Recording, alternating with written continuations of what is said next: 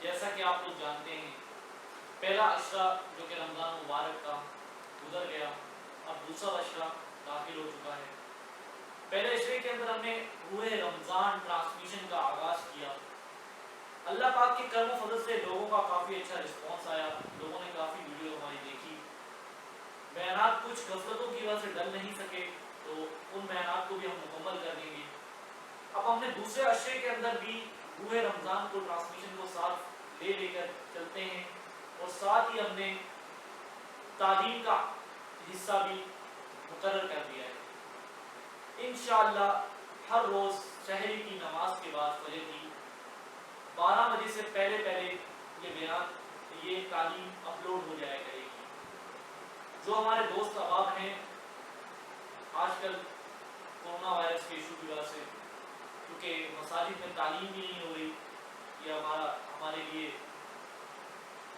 ایک کرنا لازمی ہے تعلیم بھی، تو اس لیے ہم نے یہ آن لائن پلیٹ فارم لیا ہے، اس میں ہم تعلیم بھی کیا کریں گے۔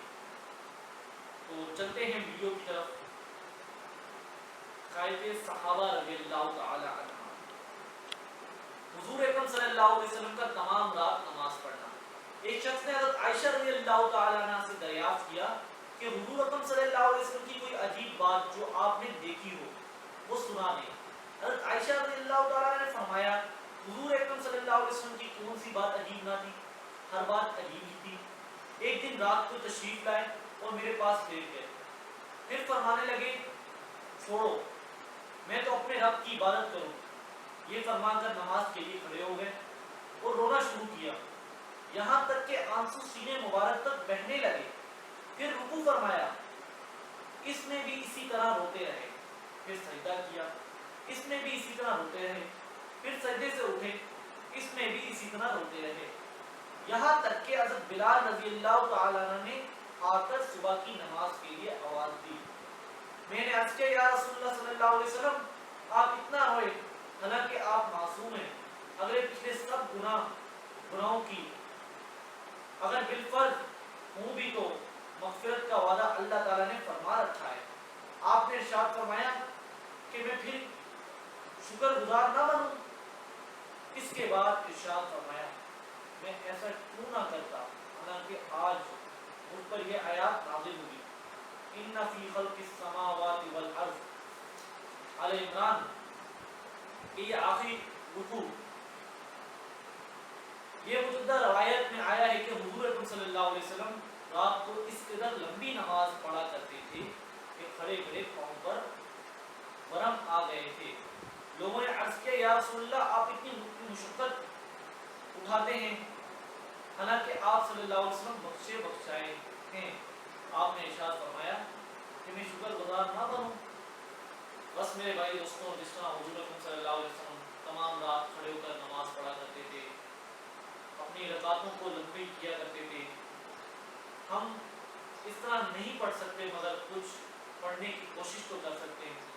تو بس میرے بھائی دوستوں کوشش کیا کریں کہ ہم بھی راتوں کو قیام کریں، نماز پڑھیں، تو اللہ پاک ہمیں اور آپ کو اس پر عمل کرنے کی توفیق عطا فرمائے۔ فضائل قرآن، حضرت عثمان رضی اللہ تعالیٰ عنہ نے حضور اکرم صلی اللہ علیہ وسلم نے یہ ارشاد منقول ہے کہ تم میں سب سے بہتر شخص وہ ہے جو قرآن شریف کو سیکھے اور سکھائے۔ اکثر کتب میں یہ روایت کے ساتھ ہے جس کا ترجمہ لکھا گیا ہے، اس صورت میں فضیلت اس شخص کے لیے ہے جو کلام پاک سیکھے اور اس کے بعد دوسروں کو سکھائے۔ لیکن بعض کتب میں یہ روایت کے ساتھ ہے ہوئی ہے کہ اس صورت میں بہتری اور فضیلت عام ہوگی، خود کو سکھایا یا دوسرے کو سکھایا دونوں کے لیے مستقل خیروائی بہتر ہے۔ کلام پاک چونکہ اصل دین ہے، اس کی بقا و شناخت پھر دین کی مدار ہے، اس لیے اس کو سیکھنا اور سکھانے کا افضل ہونا ظاہر ہے۔ کسی کو توضیح کا محتاج نہیں، البتہ اس کو انواع مختلف ہے۔ کمال اس کا یہ ہے کہ مطلب و مقصد سمیت سیکھنا، اور ادنی درجہ اس کا یہ ہے کہ فقط الفاظ سیکھیں۔ نبی کریم صلی اللہ علیہ وسلم کا دوسرا ارشاد حدیث مسعود کی تعریف کرتا ہے، تو سید بن سلمہ رحمۃ اللہ علیہ سے مثلا منقول ہے، جو شخص قرآن شریف کو حاصل کرے اور پھر اس سے کسی دوسرے شخص کو جو کوئی اور چیز عطا کی گئی ہو وہ اپنے سے افضل سمجھے تو اس سے حق تعالی شان اس کو انعام کی جو آپ کلام پاک کی وجہ سے فرمائیں گے۔ تو میرے بھائی دوستوں، ہمیں بھی قرآن پاک اللہ پاک پڑھنے کی توفیق عطا فرمائے، کیونکہ خود بھی پڑھیں اور اپنے بہن بھائیوں کو بھی پڑھانے کی توفیق عطا فرمائے۔ جن بہن بھائیوں کو نہیں آتا ان کو آرام سے بٹھا کر کہیں کہ اللہ پاک نے قرآن پاک کے بہت سے فائدے، قرآن پاک کے ہر ایک لفظ پر 10 نیکیاں ہیں، باقی بہت سے اجر ہیں، فضائل اعمال، فضائل صدقات میں ہم سنتے رہتے ہیں۔ تو خود بھی پڑھیں، اپنے بہن بھائیوں کو بھی پڑھائیں، جو ہمارے ماں باپ ہیں ان نے نہیں پڑھا تو ان کو بھی قرآن پاک پڑھائیں۔ اس میں عمر نہیں دیکھنی چاہیے کہ عمر بڑی ہو گئی ہے تو ہمیں شرم آئے گی، کیونکہ اللہ پاک نے قرآن پاک کو بہت ہی آسان بنایا ہے، اور تو ہمیں بھی اس کو پڑھنے کی اللہ پاک توفیق عطا فرمائے، آپ کو بھی پڑھنے کی توفیق عطا فرمائے۔ تو فضائل نماز، نبی کریم صلی اللہ علیہ وسلم کا ارشاد ہے کہ قیامت میں آدمی کے اعمال میں سب سے پہلے فرض نماز کا حساب کیا جائے گا۔ اگر نماز اچھی نکل آئی تو وہ شخص کامیاب ہوگا، اور بامراد اگر نماز بیکار ثابت ہوئی تو وہ نامراد خسارے میں ہوگا۔ اور اگر کچھ نماز میں کمی پا گئی تو ارشاد خدا بندی ہوگا کہ دیکھو اس بندے کے پاس کچھ نفلیں بھی ہیں جن سے فرضوں کا پورا قرار دیا جائے، اگر نکل آئے تو ان میں فرضوں کی تکمیل کر دی جائے گی، اس کے بعد پھر اس طرح باقی اعمال روزہ زکوٰۃ وغیرہ کا حساب ہوگا۔ فائدہ، اس حدیث شریف میں معلوم ہوا ہے کہ آدمی کو نفلوں کے ذخیرہ بھی اپنے پاس کافی رکھنا چاہیے، اگر فرضوں میں کچھ کوتاہی نکلے تو میزان پورا ہو جائے۔ بہت سے لوگ کہہ دیا کرتے ہیں کہ آجی ہم نے تو فرض ہی پورے ہو جائیں تو بہت غنیمت ہے، نفل پڑھنا تو بہت بڑے آدمیوں کا کام ہے۔ اس میں شک نہیں کہ فرض ہی اگر پورے ہو جائیں تو بہت کافی ہے، لیکن ان کو بالکل پورا ادا ہو جانا کون سا سہل کام ہے۔ ہر چیز بالکل پوری ادا ہو جائے، تو جب تھوڑی بہت کوتاہی ہوتی ہے تو اس کو پورا کرنے کے لیے نفل بغیر چارہ کار نہیں۔ ایک دوسری حدیث میں یہ مضمون زیادہ وضاحت سے آیا ہے کہ ارشاد ہے کہ اللہ تعالیٰ نے عبادت میں سب سے پہلے نماز کو فرض فرمایا ہے، اور سب سے پہلے اعمال میں نماز پیش کی جاتی ہے، اور سب سے پہلے قیامت میں نماز کا حساب ہوگا۔ اگر فرض نماز میں کچھ کمی رہ گئی تو نفلوں سے اس کو پورا کیا جائے گا، اور پھر اس کے بعد اس طرح روزوں کا حساب کیا جائے گا، اور فرض روزے میں جو کمی ہو گئی وہ نفل روزوں سے پورے کر دیے جائیں گے۔ پھر زکوٰۃ کا حساب اسی طرح سے ہوگا۔ ان سب چیزوں کو نوافل کو مل کر بھی اگر نیکیوں کا پلہ باری ہوگا تو وہ شخص خوشی جنت میں داخل ہو جائے گا، ورنہ جہنم میں پھینک دیا جائے گا۔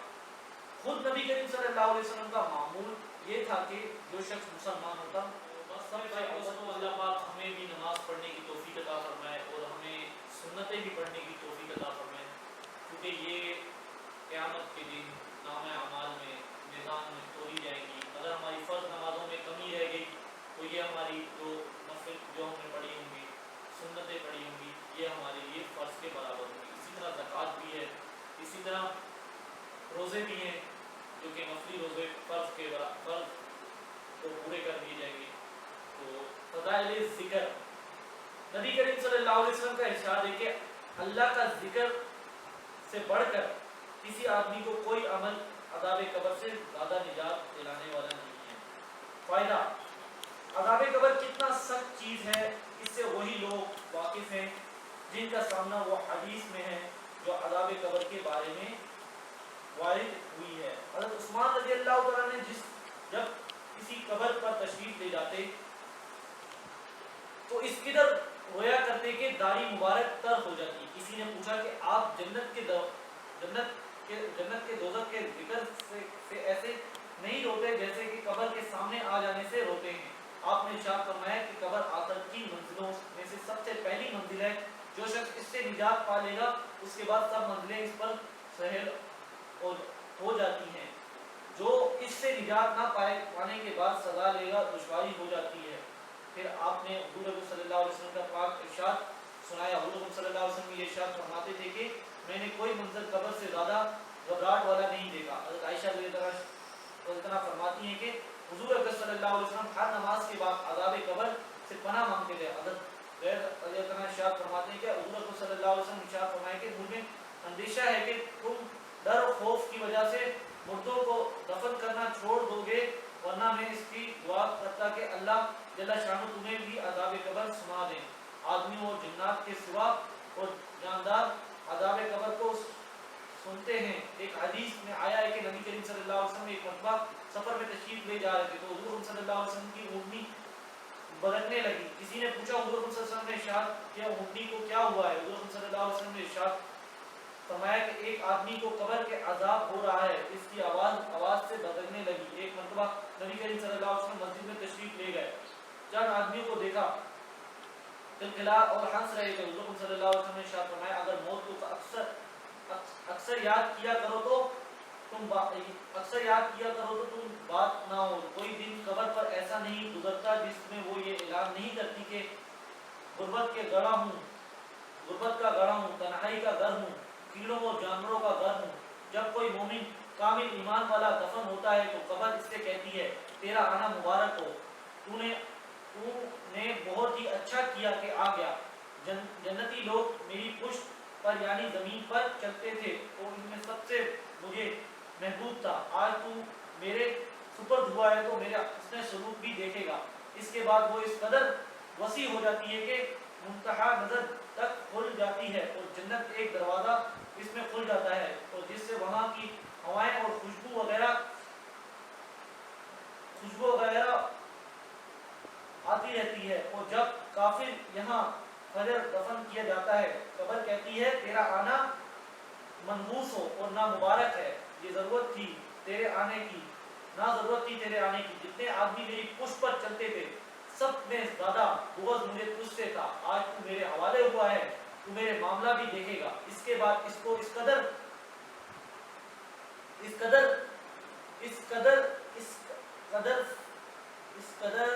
سے ملتی ہے کہ پسلیاں ایک دوسرے میں گھس جاتی ہیں جس طرح ہاتھ میں ہاتھ ڈلنے سے انگلیاں ایک دوسرے میں گھس جاتی ہیں.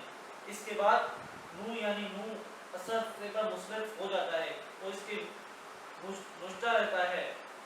قیامت تک یہی ہوتا رہے گا. حضور صلی اللہ علیہ وسلم فرماتے ہیں کہ اگر ایک ہاتھی ان میں زمین پر ایک اژدہا ان میں سے زمین پر پھنکار مار دے تو قیامت تک زمین میں گھاس نہ آئے گا. اس کے بعد حضور صلی اللہ علیہ وسلم ارشاد فرماتے ہیں قبر یا جنت ایک طرف باغ ہے یا جہنم کا ایک گڑھا ہے. ایک حدیث میں آیا کہ نبی کریم صلی اللہ علیہ وسلم کا دو قبروں پر گزر ہوا. ارشاد فرمایا ان دونوں کو عذاب ہو رہا ہے، ایک کو چغل خوری کی جرم میں اور دوسرے کو پیشاب کی احتیاط نہ کرنے میں. بدن اس سے بچانا نہ تھا. ہمارے کتنے مذہب لوگ ہیں جو کنجے کو عجیب سمجھتے ہیں، ان کا مذاق اڑاتے ہیں. علماء نے پیشاب سے نہ بچنا گناہ کبیرہ بتایا ہے. حجر مکی رحمۃ اللہ نے لکھا ہے کہ صحیح روایت میں آیا ہے کہ اکثر عذاب قبر پیشاب کی وجہ سے ہوتا ہے. بس میرے بھائی دوستو یہ جو حدیث ہم نے فضائل ذکر کی سنی، اللہ پاک ہمیں اس پر عمل کرنے کی توفیق عطا فرمائے، کیونکہ اکثر اوقات لوگ پیشاب سے بھی بچتے نہیں ہیں. میں نے کافی لوگ دیکھے تو بس اللہ پاک ہمیں بھی اس پر عمل کرنے کی توفیق عطا فرمائے. ہمیں اپنے دوستوں کو سکھائیں، اپنے جو رشتہ دار ہیں ان کو تلقین دیں اور اپنے گھروں میں فضائل اعمال سنائی جائے تو یہ اتنی احادیث ہے جو ہمیں سن کے آسانی ہوگی. فضائل تبلیغ. نبی کریم صلی اللہ علیہ وسلم کا ارشاد ہے کہ جب میری امت دنیا کو بڑی چیز سمجھنے لگی تو اسلام کی اہمیت اور قوت اس کو قلوب سے نکال جائے گی. اور جب امر بالمعروف اور نہی عن المنکر چھوڑ بیٹھیں گے تو وہ وحی کی برکت سے محروم ہو جائے گا. اور جب آپس میں گلی کوچے اختیار کریں گے تو اللہ جل شانہ نگاہ سے گر جائیں گے.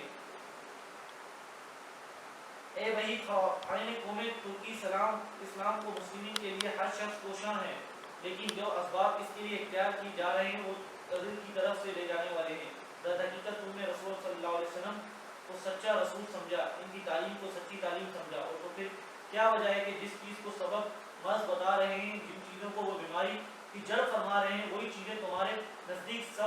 سبب و شفا و صحت قرار کی جا رہی ہیں۔ نبی کریم صلی اللہ علیہ وسلم کا ارشاد ہے کہ کوئی شخص اس وقت تک مسلمان نہیں ہو سکتا جب تک اس کی خواہش اس کے دین پر تابع نہ ہو جائے، جس کو میں لے کر آیا ہوں، لیکن تمہاری رائے میں اس مذہب کو پارٹ کو بیچ سے ہٹا دیا گیا ہے، تم بھی دیگر اقوام کی